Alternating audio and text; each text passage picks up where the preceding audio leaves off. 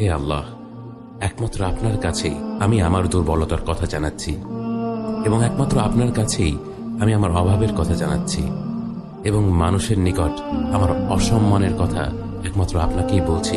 হে আরহামার রাহিমিন, আপনিই তো প্রতিটি দুর্বল ব্যক্তির রব, এবং আপনিই আমার রব। আপনি কার কাছে আমাকে ছেড়ে দিলেন?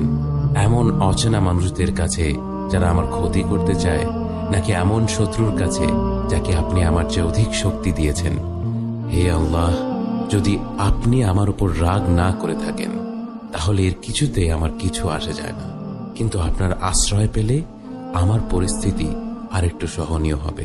হে আল্লাহ, আমি আপনার চেহারার নূরের কাছে আশ্রয় চাই, যা সব অন্ধকারকে উজ্জ্বল করে দিয়েছে, যা দুনিয়া এবং আখিরাতের সব বিষয়ের সংশোধক। আল্লাহ, আপনার রাগ এবং অসন্তুষ্টি থেকে আমি রেহাই চাই। আল্লাহ, এ সব কাজই শুধু আপনাকে খুশি করার জন্য করা, এবং আপনি ছাড়া কোনো শক্তি নেই।